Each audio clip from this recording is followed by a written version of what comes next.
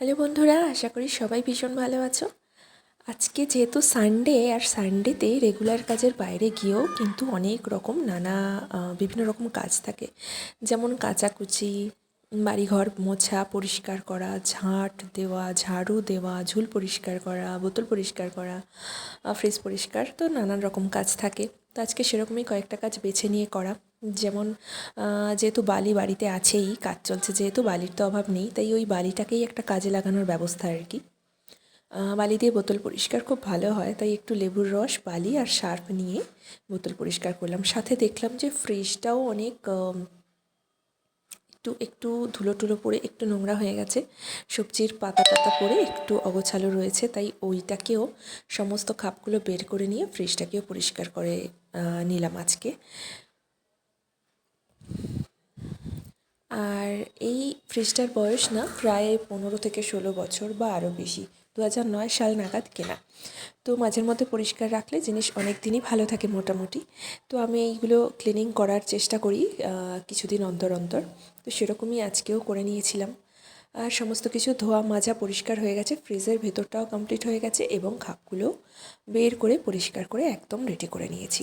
শুকিয়ে গেলে এইগুলো আবার ঠিকঠাক জায়গায় লাগিয়ে নেব।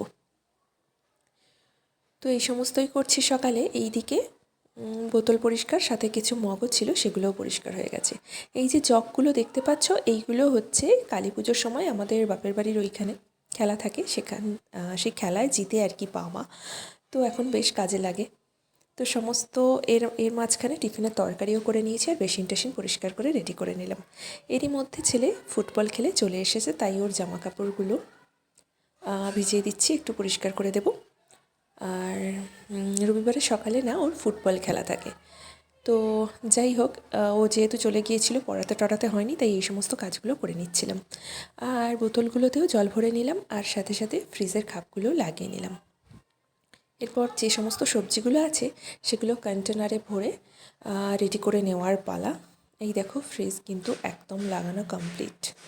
সমস্তটা লাগিয়ে নিলাম, বেশ ঝকঝক চকচক করছে এবং দেখতেও বেশ ভালো লাগছে। এরপর চলো কন্টেনারে বিভিন্ন সবজিগুলো পুড়ে নিই। যেমন এটা হচ্ছে কড়াইশুঁটি, আগে থেকেই ছাড়ানো ছিল। আর এখানে ওই যে বেবি কর্নটা, একটু মাশরুমের প্যাকেট একটা, ধনেপাতা, লেবু, টমেটো, এইগুলো সব একটা কন্টেনারের মধ্যে খুটখাট জিনিসগুলো রেখে দিলাম। আর বিভিন্ন কন্টেনারে ভরে ভরে জিনিসগুলো রাখলে অনেক দেখতেও ভালো লাগে, ফ্রিজটাও অগোছালেও কম হয়। তো সেরকমই করে রাখার চেষ্টা। এটা হচ্ছে মধুর শিশি, ওটা তো কড়াইশুঁটিটা পুড়লাম। আর এখানে আছে কিছু আঙুর, ওটাও একটা কন্টেনারে ভরে রেখে দিচ্ছি। যেহেতু আঙুরগুলোর খোলা ছাড়ানো, তাই ওগুলো প্যাকেটে রাখার থেকে এমনি রাখাই ভালো। প্যাকেটে রাখলে না অনেক নষ্ট হয়ে যেতে পারে। যাই হোক, এই সবজিগুলো কেটে এখন লাঞ্চ বসানোর পালা। আজকের মতো টাটা, সবাই ভালো থেকো।